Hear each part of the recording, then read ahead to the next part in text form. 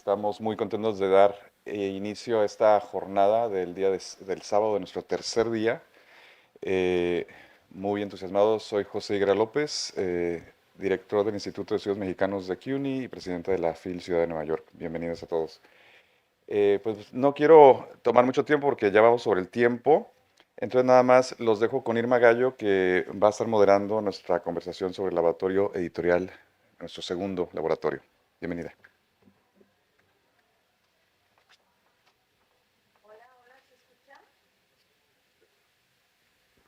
Hola, ¿cómo están? ¿Qué tal? Bienvenidas, bienvenides, bienvenidos a esta sesión. A mí me emociona muchísimo. Es la segunda vez que estoy en la Feria Internacional del Libro de la Ciudad de Nueva York y lo que más me emocionó en un principio fue reencontrarme con gente que conocí el año pasado y que estimo mucho, pero también este encuentro con editores cuyo trabajo yo ya conocía, pero no había tenido como la oportunidad de verles las caras a quienes hacen estas maravillas de libros, de verdad. Y con gente como en el caso de Socorro Venegas, pues con quien he tenido una relación muy larga, intermitente, pero muy larga en México. Ambas somos mexicanas. Lo primero que tengo que decir, y siempre lo diré, es gracias al Mexican Studies Institute, a CUNY, al doctor José Higuera López y a la queridísima Deyanira Álvarez Cárdenas, porque la verdad es que sin el trabajo de ellos dos esto no sería posible. Bueno, yo había pensado como leer las semblanzas de cada uno, pero somos muchos y como bien dijo José, ya estamos sobre el tiempo. Entonces creo que sería un poco más útil si empezamos a apuntar algunas cosas sobre la edición. Me encanta que esto se llame laboratorio, me gusta mucho que se llame laboratorio, creo que el título no es gratuito y nos puede detonar como algunos procesos más interesantes, ¿no? Me gustaría empezar un poco por cómo se hace un catálogo. ¿Qué es lo que determina un catálogo? Sé que es una cuestión muy amplia, que podría llevarnos aquí muchísimo tiempo, pero bueno, podemos empezar a abordar a partir de este tema. Brevemente nada más les digo, junto a mí, de este lado se encuentra Socorro Venegas, que es escritora, editora, directora de Libros UNAM.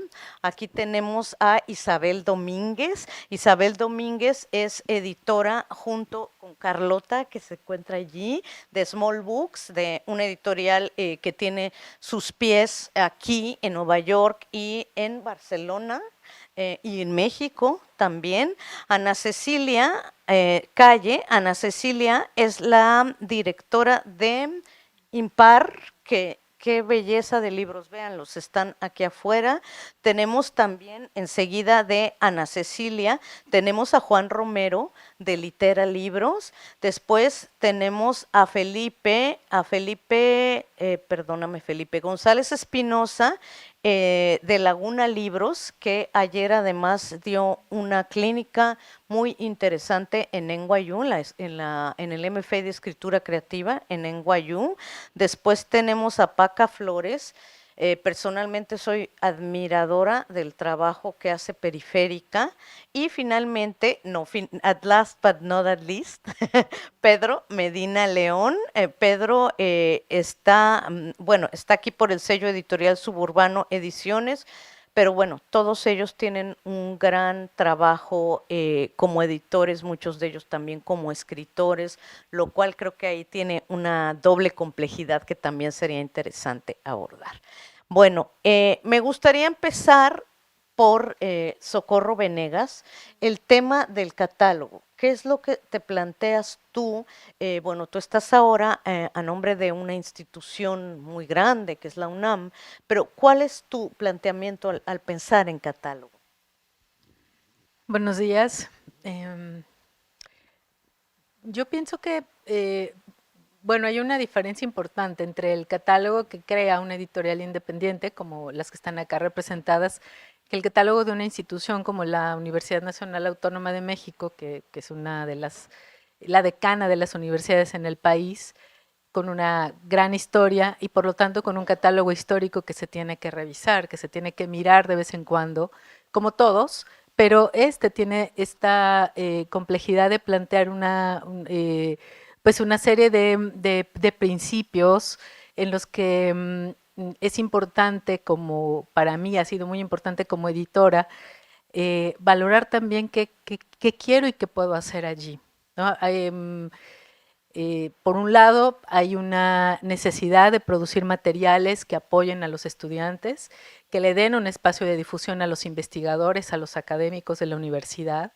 Y luego la tercera vía, que ha sido en la que he trabajado más, porque lo otro, digamos, que está funcionando, que tiene su sistema, pero la tercera línea, donde pensamos ya en la lectura recreativa, en aquello que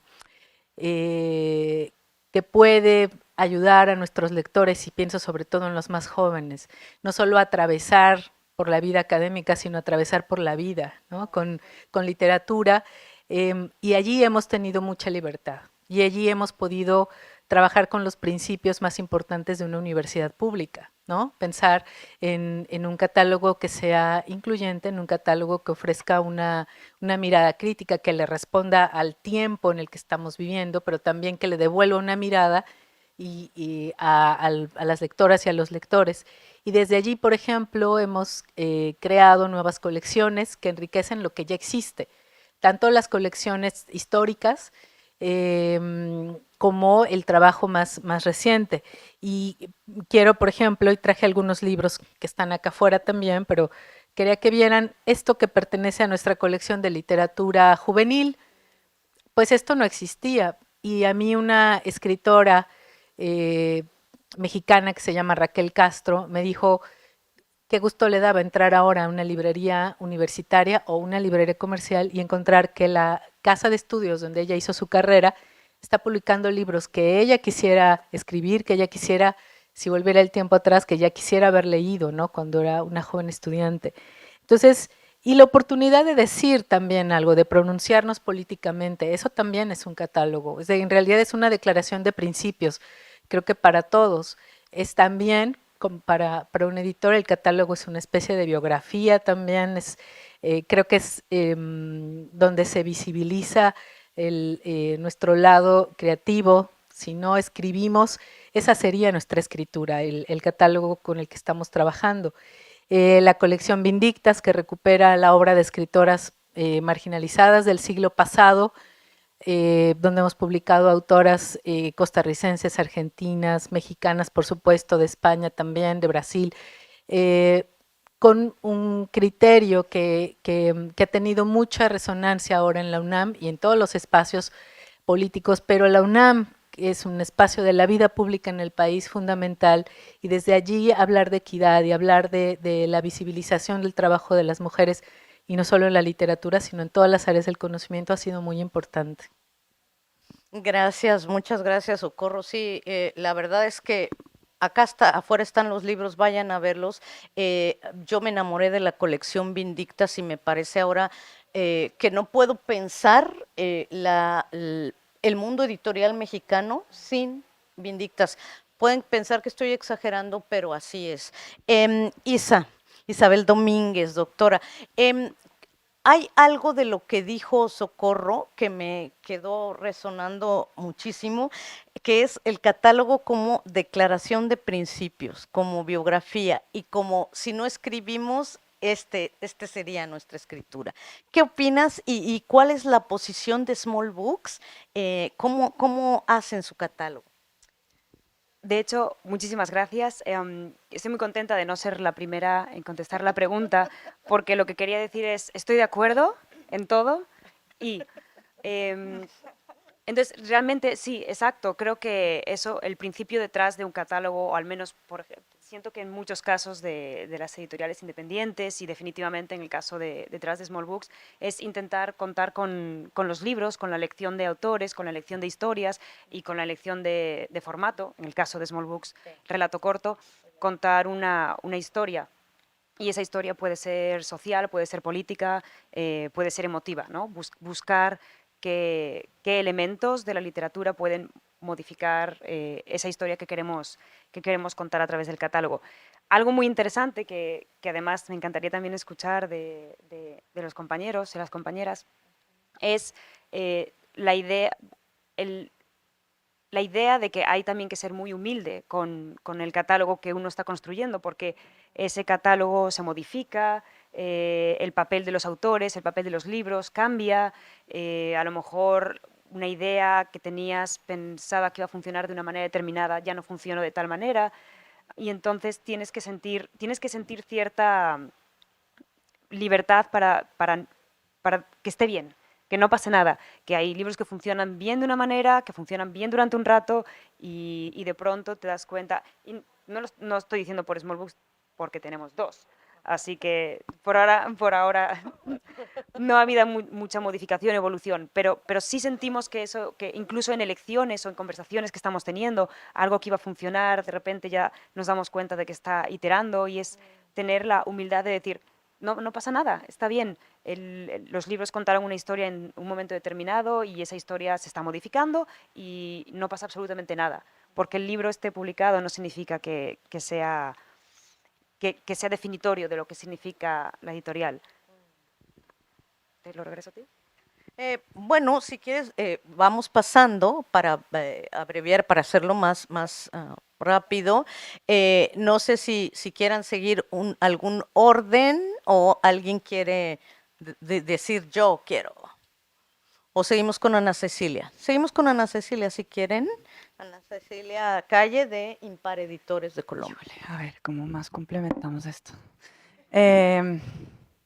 Claro, bueno, a ver, yo soy una editora independiente de Colombia y la editorial nuestra tiene como 9 años y trabajamos muy despacito, hacíamos en realidad pocos libros al año, que también es como una de las maneras de construir catálogo, de decir despacio, porque es mejor dicho, uno trabaja con lo que hay y con lo que tiene y con las inversiones que uno tiene, con el dinero que uno tiene. Entonces, también como ahí hay un factor que en las editoriales, en las institucionales, uno juega con los presupuestos que le dan, intenta gastarse el presupuesto para que no le quiten el del año entrante, pero en las independientes, digamos, hay un flujo de caja que es distinto y eso también, digamos, la vida cotidiana, la vida real también afecta las decisiones que uno puede tomar, si puede comprar esos derechos o no, ¿no? Uno está también como midiendo y así, el catálogo es como, justo es un archivo vivo, ¿no?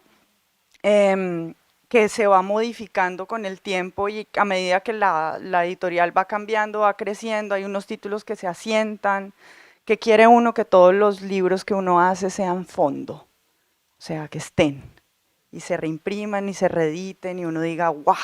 10 años, 15 años después, este libro sigue y es poder hacer continua y feliz la vida de los libros y con ella la de los autores y las autoras, ¿no? Entonces, como que muy rápidamente va a complementar diciendo que el catálogo también es una apuesta por unas voces y por un acompañamiento, digamos que también muy felizmente las independientes podemos hacer con los autores, de establecer un vínculo con esos autores, intentar convertir a esos autores en parte del catálogo, y en el caso de las chiquitas que arrancamos con autores que no se conocían, convertir a una persona que escribe en una autora.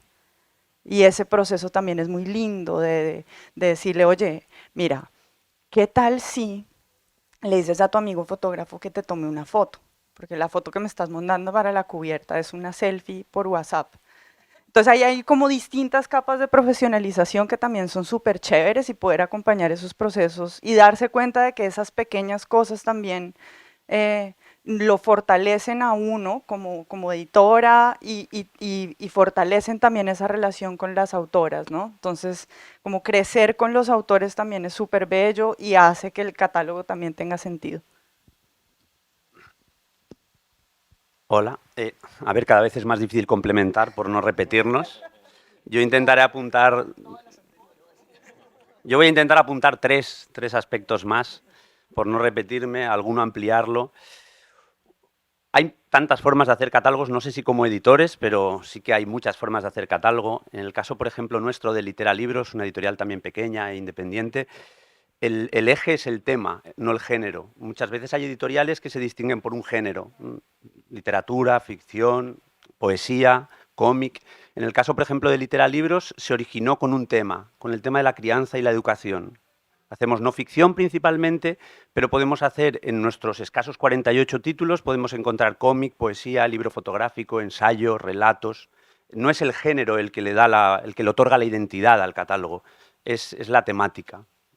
Ese era uno de los apuntes. Otro apunte que ha salido también, que somos editores muchos, no escritores, y es una forma de escribir o una forma de crear obra. En el caso de Litera, quizá lo que le da la identidad o principalmente al catálogo no son libros que el editor, o sea, yo escribe, pero sí libros que encargo. Al haber en no ficción, eso se puede dar más, evidentemente, que en ficción, lógicamente, que trabajáis con autores, pero en no ficción se pueden encargar libros y eso es una forma de construir catálogo que se asemeja un poquito a un escritor, aunque no escribimos. Tenemos gente que escribe, aquí tenemos por ejemplo a Yayo, que puede hacer un libro maravilloso, 2 libros del catálogo de Literalibros, pero encargados por parte de la editorial. Y luego un tercer punto, no sé si polémico o no, un poquito, es que muchas veces el catálogo luego va cogiendo vida propia y no siempre somos tan protagonistas, creo, de hacia dónde evoluciona. Evidentemente, sí, mantenemos un protagonismo a la hora de elaborar un catálogo, pero yo sí que he descubierto, con los 11 años, por ejemplo, que llevamos, que de vez en cuando el catálogo se va yendo hacia un sitio o deja de ir hacia aquel sitio que habías pensado y eres tú el que tienes que decir, ¿le dejo o no? ¿En función de qué? De cosas que muchas veces sí que podemos decidir nosotros, y es qué autores publicamos o qué temas publicamos, pero a veces con cosas que han salido antes, como si un libro funciona o no, son cosas que se nos escapan a veces y que sí que pueden condicionar el catálogo. Y creo que esa humildad también es de saber que a veces nos toca ir controlándolo todo, llevando las riendas, y a veces estamos en un rápido, ¿no? En un descenso donde, uy, no está claro, ¿no? Y de vez en cuando nos agarramos una roca y reorientamos. Esos apuntes y voy pasando. Muchas gracias. Gracias. Bueno, recogiendo, yo siempre he identificado mucho el oficio editorial como con la idea de laboratorio, como con experimentar, con sí, prueba y error, buscar, porque creo que también digamos, como una editorial independiente en un mercado emergente, no, digamos, esas condiciones del mercado, de la industria, no son solamente no son un obstáculo, sino que son parte de la actividad, como que también entender a los lectores, saber que no, como que yo veo muchos referentes de editoriales, me pasa con Periférica y con muchas editoriales españolas, con muchas argentinas, con algunas mexicanas, que yo digo, yo no conozco la historia, pero hacia afuera tenían clarísimo desde el comienzo, ¿no? Que yo creo que o porque tenían mucha experiencia antes de montar la editorial, o porque crecieron en un mercado, en una industria muy fortalecida que dejaba un nicho muy claro. En los mercados emergentes no, esos nichos no están tan compartimentalizados, entonces hay como que explorar mucho más. Y nosotros empezamos, Laguna lleva 17 años y los 4 primeros publicamos libros de arte. Después abrimos la línea de narrativa, que es donde hemos crecido más, pero también tenemos una línea de cómic. Este año ensayamos con una de música, que tenemos un libro, y una de cocina, que tenemos 2, y a veces hemos abierto otras líneas que no han seguido, pero en narrativa tratamos de seguir como con contemporáneos y clásicos latinoamericanos, y siempre estamos como en ese proceso de explorar. Y, y digamos que creo que los dos conceptos que guían esa exploración son 2 conceptos que es eso, están como que articulan como la necesidad comercial como con el interés cultural, por llamarlo de alguna manera. Son los conceptos como de unidad y riesgo, ¿no? Como que uno no puede estar sacando cosas tan diferentes todo el tiempo porque pues de todas maneras como que uno le está hablando, como que uno como editor está estableciendo un diálogo con unos lectores y tiene que, y no puede ignorarlos, ¿no? No puede como no era que hay unos intereses, unas necesidades, pero al mismo tiempo, pues por lo menos yo lo siento así con los lectores de Laguna, creo que los lectores están esperando algo nuevo y están esperando que uno innove y que uno los sorprenda. Entonces siempre es como esa tensión. Y creo que hay estrategias para caminar como sobre esas dos líneas de unidad y riesgo.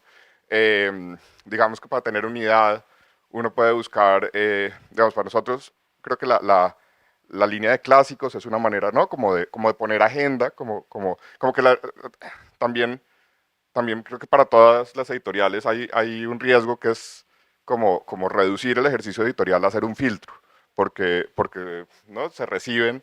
Una editorial recibe un montón de manuscritos, solicitados y no solicitados, eh, y, y pues a veces si uno solo está viendo qué filtra, se le va la vida en eso, la editorial.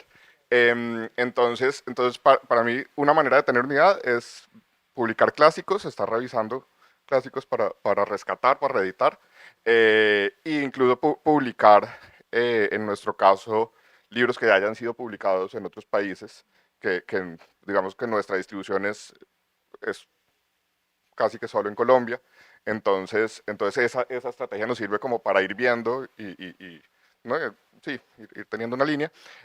Y para novedad, porque eso se vuelve también muy difícil, porque entonces uno dice, claro, es mucho más fácil publicar clásicos y publicar em, cosas ya publicadas. Entonces cuando uno está evaluando, pues eso compite y entonces a uno se le puede volver el catálogo totalmente, ¿no? Como que uno no aporte nada nuevo. Y creo que para nosotros, pues lo nuevo lo encontramos en nuestro territorio, en descubriendo autores en Colombia. Entonces, para eso creo que tenemos dos estrategias, pues aparte de estar revisando manuscritos no solicitados, que igual de ahí es muy poco lo que termina publicándose, es los premios, que acabamos de lanzar el jueves acá con la feria del premio de las Yobartas. Tenemos un premio para escritoras colombianas en alianza con la Alcaldía de Bogotá. Y hacemos talleres, y en los talleres también es otra manera pues, tenemos un programa de escritura con diferentes editoriales, y es una manera también de estar atentos como a nuevas voces y acompañarlas, un poco lo que decía Ana Cecilia, sí, de llevar a estas voces a ser autoras. Eso es. Bueno, muchísimas gracias por la invitación a la organización y a vosotros por estar aquí. La verdad es que ya queda poco de decir. Estoy prácticamente de acuerdo con todo lo que se ha dicho. Nosotros en Periférica, que es una editorial española que nació en un sitio pequeño de España, en un sitio que no es Madrid ni Barcelona, en un sitio pues, de la periferia, ¿no? De hecho, nuestro nombre va un poco por ahí, que fundamos Julián Rodríguez, mi socio, y yo. Julián, compañero y amigo del alma, falleció hace 4 años y me quedé yo sola con el proyecto. Siempre hemos dicho una cosa que es de perogrullo, que es una obviedad, o sea, que Periférica es una editorial de lectores, ¿no? Y es una cosa como obvia, pero realmente la editorial está construida sobre nuestro gusto y nuestros intereses como lectores y como ciudadanos, ¿no? Y es así, ¿no? O sea, entonces, nosotros sí que tenemos, estando de acuerdo con todo, quería simplemente matizar un par de cosas respecto a lo de la propia vida del catálogo y respecto a la ilusión de que todo funcione, ¿no? Que decía la compañera. Nosotros tenemos como de siempre, a mí me gusta el equilibrio. Me gusta el equilibrio porque eso me permite a mí guiarme en unas coordenadas. Entonces nosotros publicamos pues eso, unos 20 títulos al año. No voy a publicar más de eso, no voy a publicar tampoco menos. Me gusta como que esté organizado, porque eso te permite planificar un poco mejor y también saber que hay unas cosas que van como a un público y otras cosas que van a otro público. Nosotros tenemos como varias líneas. Tenemos una línea muy importante que es la literatura escrita en español. Tenemos una serie de autores latinoamericanos que hemos ido descubriendo nosotros, que además han estado con nosotros desde el principio, que hemos hecho un trabajo creo que bastante bueno tratando de llevar sus libros al resto de los, o sea, de exportarlos, ¿no? Que es una cuestión muy, muy dura realmente y muy difícil y muy meritoria, ¿no? Porque al final es generalmente bastante problemático. autores que han crecido con nosotros. También tenemos mucho interés por una literatura como del siglo XX, novelas de los años 30, 40, 50, que han sido muy importantes en sus literaturas respectivas y que a veces son rescates, ¿no? Porque son cosas que están desaparecidas, que se publicaron en su día en Seix Barral o en sitios míticos de los años 50, 60 y que están desaparecidas y que nosotros le hemos dado una nueva traducción y una nueva vida y nos interesa muchísimo la literatura contemporánea de cualquier sitio, ¿no? Traducimos del alemán, del rumano, del francés, del italiano y también tenemos algunos clásicos que nos parecen interesantes pues traer al presente de nuevo, ¿no? Que tienen como una lectura interesante en la contemporaneidad, en el mundo en el que vivimos. Y nosotros hay una serie de títulos que publicamos de esos 20 que sabemos que no van a vender mucho, o sea, que no van a vender mucho, pero eso ya lo sabemos de antemano, siempre lo sabemos, ¿no? Y siempre intuimos qué cosas pueden funcionar. Luego también siempre hay sorpresas, ¿no? Que es lo maravilloso de este trabajo, es totalmente impredecible. O sea, digamos, yo creo que los sellos de los grandes grupos editoriales que están tanto aquí en América como en España hacen un poco como una labor de si ha funcionado esto, si ha funcionado la novela negra nórdica, vamos a publicar todas novela negra nórdica. Nosotros no hacemos exactamente eso, ¿no? Sino que pero, y por suerte, tenemos, es lo que decía, ¿no? Ese factor sorpresa que hace que este trabajo sea tan sorprendente. Pero sí sabes más o menos que puede funcionar, que puede no. Sin embargo, yo creo que la labor de un editor, no siendo tampoco un iluminado ni nada, es perseverar, ¿no? O sea, perseverar, si tú confías en un autor o en una autora, seguir insistiendo. Al final yo creo que también es una especie de butad como lo de que es una editorial de lectores. Lo importante es hacer leer a la gente cosas que no quieren leer. Me parece que esa es, claro. O sea, porque lo que la gente quiere leer ya lo sabemos todos. O sea, ¿no? Es fácil. Lo importante es intentar encontrar público para las cosas que, o sea, tomar como una serie de decisiones editoriales, de decisiones de criterio, de decisiones políticas, de decisiones ideológicas y perseverar, ¿no? Bueno, esa es un poco, yo creo que es el corazón de nuestro modo de estar en el mundo de la edición. Hola, ¿ahí sí? ¿Se escucha? Bueno, para agregar un punto de repente un poco distinto, yo vengo de Miami, mi nombre es Pedro Medina León, el nuestro se llama el sello Suburbano Ediciones. Yo creo que un eje fundamental para nosotros en el catálogo ha sido buscar crear una identidad, porque acá no la hay, hispana, ¿no? O sea, en nuestro idioma, ¿no? Darle un espacio a los autores que escriben en español en Estados Unidos, llegar a esos lectores, conocer a esos lectores. Si han hablado acá de mercado incipiente, acá en Estados Unidos es inexistente, pero va por ahí. Lo nuestro va mucho por ahí. Hemos abierto una colección afuera, o sea, para publicar autores de afuera, que se llama Outsiders. Estamos publicando autores que viven en otros países. Y también lo que estamos buscando ahora es exportar la literatura que se escribe en español en Estados Unidos. Estamos distribuyendo en España, estamos buscando convenios de coedición en México, por ahí en Argentina, en Colombia, y es básicamente eso, ¿no? Nuestro objetivo, nuestro rol pasa por un lado social bastante, ¿no? Que es reivindicar el idioma en español en Estados Unidos, publicar a los autores que viven acá hace 1000 años, que no tienen dónde publicar. Nosotros estamos hace 9 años con la editorial, pero hace 15 empezamos con un portal web, un magazine digital que hasta ahora está. Y eso es un poco, ¿no? Darle ese espacio, como decían antes, el español es un idioma de cocina en Estados Unidos. No, no es un idioma de cocina. Y si lo fuera, bueno, está bien, pero es como reivindicar eso, reivindicar al lector, reivindicar al autor, y es un poco generar identidad en los lectores, ¿no? O sea, el lector acá buscamos que con nuestros libros, y creo yo que con los libros que publica el Baseman, que publica Chatos Inhumanos, que publica Sudaker, que son editoriales que están acá, buscamos que el lector hispanoparlante en Estados Unidos se encuentre con se identifique con esas historias, ¿no? Encuentre un referente real, autóctono, local, de acá, ¿no? Y eso es básicamente el eje para nosotros de construir un catálogo. Muchas gracias. Bueno, pues me parece que han surgido algunos temas, muchos temas muy interesantes sobre los que podríamos no polemizar, pero sí dar algunos puntos de vista. Me quedo con uno que tal vez detone algo entre ustedes. Hacer leer a la gente cosas que no quieren leer, de Paca, ¿no? De Paca Flores.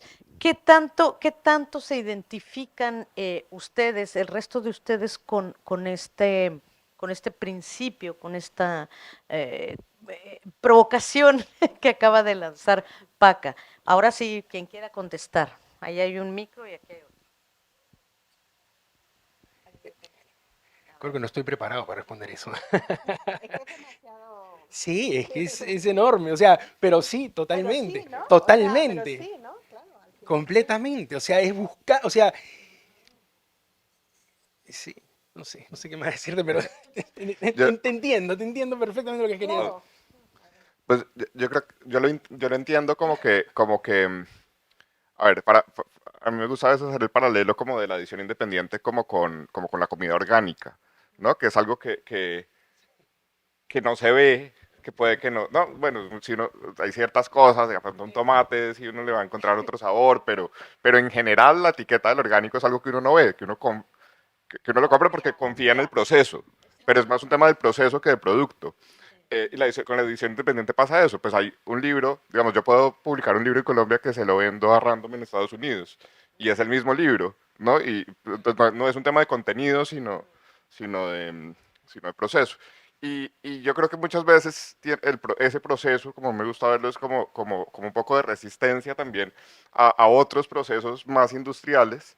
Em, yo pienso mucho como, por ejemplo, en la literatura juvenil, que me parece como algo totalmente nuevo, inventado, ¿no? Como que creo que en general todos nosotros cuando éramos jóvenes no existía, ¿no? Uno leía Kafka o sí, Julio Verne.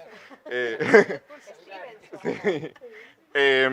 Y pues esto está fabricado siento yo muchas veces como a partir de un estudio de mercado. Y pues un estudio de mercado lo que hace es como preguntarle a 200 o a 2000 personas, usted qué quiere leer y, y se desarrolla un producto como a partir de eso.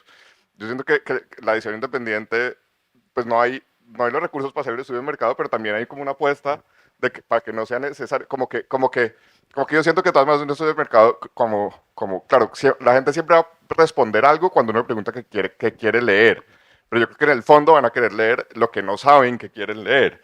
Entonces cuando no sale de un estudio de mercado, la labor del editor es sí, como proponer algo nuevo en el mundo, de alguna manera. Y uno como lector, un lector también, ¿no? El descubrir un autor, y es eso precisamente, ¿no? Es maravilloso. A ver, Paca y luego Socorro. Que luego la cuestión de hacer un estudio de mercado para inventarse la literatura juvenil también tiene sus ventajas. Es decir, voy a decir otra cosa polémica. No, porque es que, claro, ahora creo que no ha habido un momento como este, como en los últimos 5 años, donde se publique más sobre feminismo, ¿no? Y donde se dé más oportunidad a un montón de autoras que, por supuesto, es de justicia, ¿no? Respecto a un muchísimo tiempo sin que las mujeres hayan tenido la misma oportunidad de publicar que los hombres, ¿no? Pero no deja de ser una cosa de laboratorio también, ¿no? O sea, no deja de ser una cuestión de laboratorio porque la inmensidad de libros es como porque hay un algo en el ambiente, ¿no? Pero que la gente lo alimenta. Quiero decir, hay ciertas editoriales que a lo mejor llevan 40 años o tal, que podrían haber publicado esos libros hace perfectamente 20 años. Sin embargo, bueno, pues en España se dice, se han subido al carro, ¿no? Un poco ahora, ¿no? Entonces, pero eso también es positivo, quiero decir, eso sin duda es una cosa súper positiva, pero hay el mercado, o sea, está metido por todos lados, ¿no? Son como unas raíces que van ahí, pero eso por supuesto también produce cosas que son interesantes, ¿no? Y que son base para el futuro. Yo quería decir que estamos siempre como navegando con esta tensión de cómo lograr que los que no son lectores se acerquen a los libros y sobre todo a los que estamos publicando. Por ejemplo, la UNAM tiene una comunidad de estudiantes de 300,000 personas, es un mundo. pero el tiraje de casi cualquier libro es de 1000 ejemplares, ¿no? Entonces, ¿dónde están esos 300,000? ¿Por qué no llegamos allá? Entonces hay un esfuerzo allí que tiene que hacerse y que no puede ser solo como editores esperar que nuestro libro seduzca porque sí, por alguna cuestión del azar, que toque alguna fibra y le dé curiosidad a ese no lector y vaya y compre el libro y lo lea. Tiene que haber un esfuerzo que deben hacer en las instituciones para formar a esos lectores, para lograr no solo que vayan, compren el libro, les dé curiosidad, sino para que entren a una biblioteca, para que entren a una feria del libro, ahí donde solo llegan los que ya están formados. Nos interesa esos 299,000 que no están llegando, ¿no? Y lo otro que quiero decir, que tiene que ver con esta literatura a la que le hemos puesto etiquetas, a la literatura juvenil o la literatura para niños, es que por supuesto que hay un mercado allí, ¿no? Funcionando para que esos libros, como hemos visto, sobre todo muy recientemente, pues abran esos nuevos mercados. Pero también me parece que hay un servicio ahí a los lectores no formados. A alguien que entra a una librería y que va a preguntar dónde están los libros para niños o qué es lo que debe leer un joven, ¿no? Eso que se llama literatura juvenil, eso que llamamos literatura infantil. Durante varios años yo coordiné obras para niños y jóvenes del Fondo de Cultura Económica y sé perfectamente que muchos de esos libros, si no es que todos, son libros simplemente para lectores. Que allí donde hay un adulto con curiosidad, un lector que se acerque a un álbum ilustrado de Anthony Brown o de Oliver Jeffers o de cualquier autor que trabaje con verdadera calidad, pues uno encuentra allí literatura a secas, ¿no? Entonces, me gustan mucho estas discusiones donde estamos pensando en una literatura sin adjetivos, pero creo que no está mal tener esta perspectiva desde el punto de vista de la formación lectora, donde necesitamos esas ciertas categorías para empezar, por lo menos, para construir ese camino de entrada a esos libros y a esos catálogos tan especiales. Claro, Isabel. Justo, yo recojo como esa frase, la recojo desde un punto de vista como meramente casi que estético. Creo que por lo menos mi labor como editora no tiene nada de ese deus ex machina, de yo selecciono las historias que vas a leer, sino que más bien leo algo que despierta en mí una chispa y digo, necesito que todo el mundo lo lea. Pienso, por ejemplo, en un cuento que sale en el segundo libro, el cuento de Casino, que tiene una situación que es tan extraordinaria dentro del ordinario y al mismo tiempo tan asquerosa y al mismo tiempo tan interesante que lo único que quiero es compartirlo con el resto de las personas que estén interesadas en leerlo. Y entonces recojo esa frase desde el punto de, no es que, o sea, creo que todos siento que todo el mundo quiere leer todo, pero pues no existe todavía. Y de repente podemos dibujarlo y podemos mostrarlo y de repente le interesaría a unos cuantos lectores. Sí, creo que es esa parte estética de encontrar esa historia que nos va a sorprender y que nos va a hacer como parpadear y compartirla. Por ahí lo recojo. Yo estaba pensando en la frase y yo creo que, claro, cada editor también, cada editorial, ¿no? La función social de cada uno puede ser diferente. Y yo intentando hacer una frase similar, pensando en litera, yo creo que nosotros muchas veces hacemos libros que la gente quiere leer y no están. Y eso también es una función social. Libros que sí que hay gente que quiere leerlos y no los encuentra. Porque por eso mismo de subirse al carro, es decir, hay una proliferación de un tipo de libros o de un tipo de temáticas, un tipo de miradas, pero hay veces que hay gente que quiere otra mirada diferente. Y entonces muchas veces hay gente que dice, no, pero Juan, acabas editando en litera aquello que quieres leer y no encuentras. Pues a veces pasa. Y le pasa también a autoras. Por ejemplo, me acuerdo Susana hizo historia ilustrada del rock porque quería un libro, ella es melómana, periodista musical, quería compartir con sus hijos su pasión por el rock y no encontraba un libro. Ella lo escribió y yo lo edité. Y yo como editor a veces me pasa, es decir, En el tema de la crianza, en el tema de la educación, de la pedagogía, hay muchas cosas que hay ansia, que hay personas que quieren leer. Hay maestros, hay maestras, padres, madres, que quieren leer con una mirada hacia la infancia que sea diferente, que no sea la hegemónica.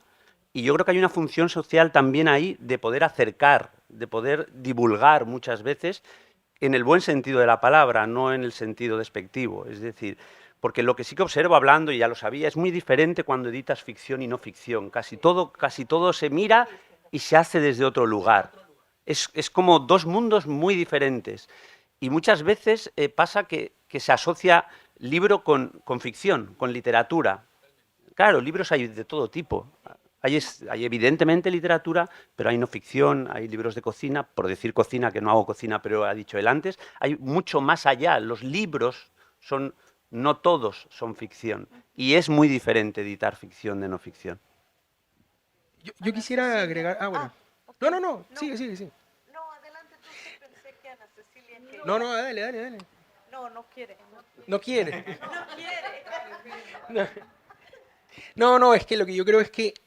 A ver, ese es uno de las pesadillas de los editores independientes, ¿no? Pero nosotros hemos empezado hablando de cómo crear catálogo, ¿no? Por ejemplo, ya Socorro mencionaba cómo llegas al lector, pero de repente la parte de formar catálogo, la parte del conocimiento editorial es algo completamente distinto a eso, a llegar al lector. Eso de repente es una parte comercial que nosotros los editores no conocemos, no tenemos, y es otro ser humano el que tiene que hacerlo.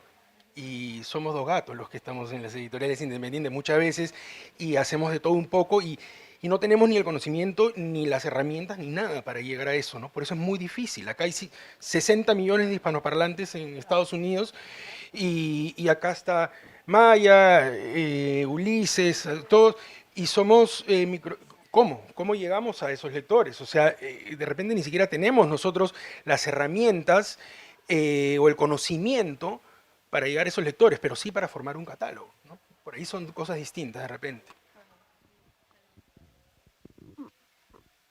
Pero yo sí conozco muchos editores, y quizás aquí en esta misma mesa están, que saben acercarse a los clubes de lectura, ¿no?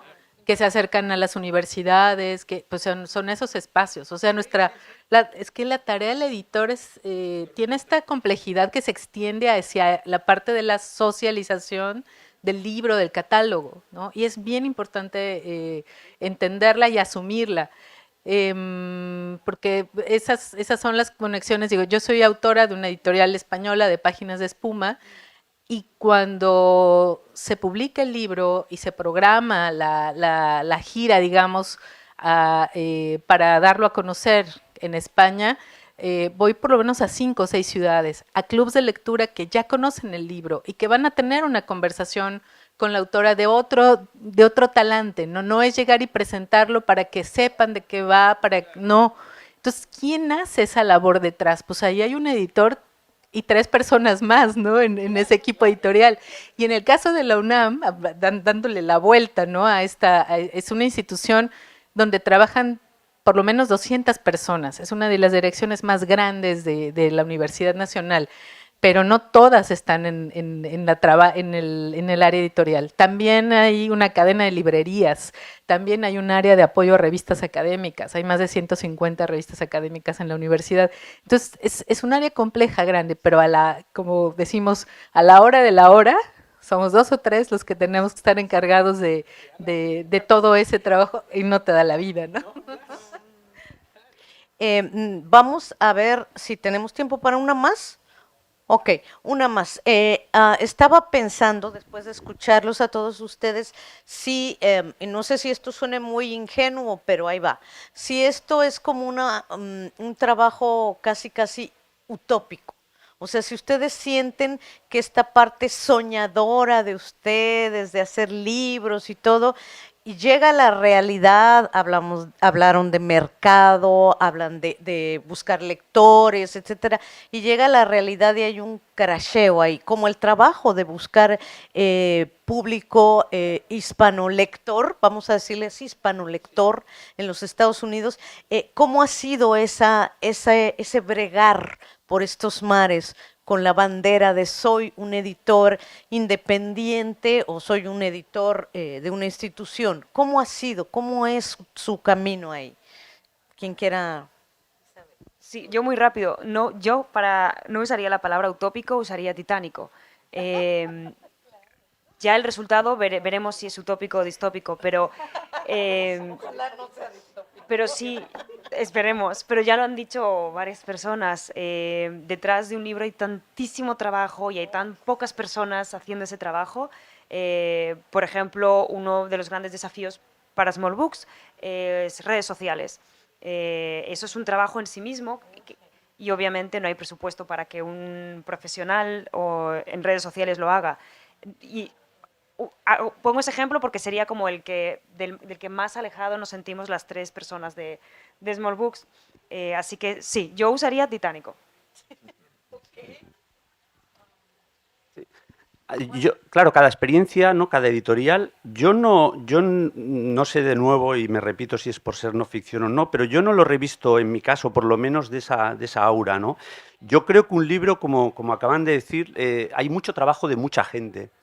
Entonces, yo creo que esa mucha gente merece ser cuidada, merece cobrar buenos anticipos, merece cobrar la traducción al precio que toca, merece que si una autora se dedica un montón de tiempo a escribir un libro, que en la medida de lo posible llega a muchos sitios. Entonces, para mí eso es un factor importante. Para mí es importante que cuando hago un libro, a mí me encanta saber que se está vendiendo en Colombia, se está vendiendo en Argentina, en Uruguay, en Rumanía, en Países Bajos, que luego se va a traducir y se traduce al polaco, al rumano, se traduce al inglés, al alemán. Es decir, cuando un libro, y no siempre pasa, pero cuando pasa, es que para eso en parte se hacen los libros y para eso en parte hay 10, 15, 20 personas detrás trabajando duramente, dando lo mejor de sí mismo. Entonces sí que creo que es importante no descuidar, no desprestigiar, digamos, esa posibilidad de llegar a los lectores, a las lectoras. Yo creo que tiene su valor. Eso es estrictamente personal, pero si yo editase libros que no logran venderse, no sé si haría ese esfuerzo titánico. Yo creo que igual cada uno, evidentemente hay para gente, igual que para gente escribir es una necesidad vital, yo creo que hay editores para los cuales editar es algo poco más que vital, ¿no? Y entonces, claro, conozco muchos editores, claro, pero hay mucha heterogeneidad también dentro del mundo editorial. Hay editores para los cuales es vital editar, es decir, vaya bien, vaya mal, vaya regular, lleguen a mucha gente, a poca, pero bueno, no todo el mundo somos iguales y está bien esa heterogeneidad, esa diversidad, esas diferencias. Yo me quedé pensando en lo de lo titánico y utópico, que de pronto son ambas, en la medida en la que un catálogo, lo que hacemos, nosotros hacemos un trabajo y no sabemos qué va a pasar con él. Nosotros hacemos una serie de apuestas a futuro, eso no, y lo que pasa con esos libros que hacemos no sabemos qué es. Tenemos una idea y intentamos estar lo mejor informados posibles para que, digamos, no tengamos tantos desastres y no quebremos y nos deprimamos y nos convirtamos en ex editores, ¿no? Pero lo que quiero decir con esto es que es un trabajo que es mucho esfuerzo, es titánico y es a futuro. O sea, hacemos una serie de proyecciones a futuro, nos estamos imaginando cosas y ese ejercicio de imaginación, que yo creo que es el punto de esa conexión vital, ¿no? Que es el punto de la creación, uno imagina cosas que efectivamente sí pueden reformular o cambiar la forma en la que hacemos cosas, vivimos cosas, nos relacionamos entre unos y otros o nos relacionamos con ciertos bienes culturales que sabíamos que existían o no sabíamos que existían. Y esa capacidad de generar conexiones, pues no sabemos muy bien a dónde va, pero si se hace con juicio, y ahí es donde pues, la persistencia y la tenacidad son importantes, da un fruto que es el tema del laboratorio, el tema del orgánico está súper bueno porque uno siembra. No sé si ustedes tienen huertas o han sembrado, pero uno cuando siembra en una huerta tiene que sembrar como un 30% adicional, porque uno no sabe.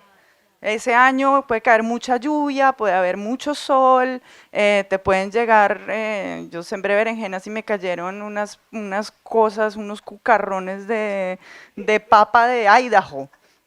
Y entonces claro, uno aprende a reaccionar y va modulando y va aprendiendo, pero sí hay que sembrar un 30 más. Y uno no sabe, va aprendiendo, y esa huerta, que es ese catálogo, pues también va creciendo y se va modulando, y hasta uno dice, yo no quiero más berenjenas. Es muy complicado y está bien, pero son ejercicios de proyección a futuro. Entonces, en ese sentido, claro, es mucho trabajo, pero es utópico en la medida en la que pues, estamos imaginando una cosa que no existe. ¿Mm? Uno más, por favor. A ver. Dos. Uno nada más, perdón. ¿Uno o dos? Uno, sí, no, uno. Ustedes decidan, Felipe, yo creo. Felipe.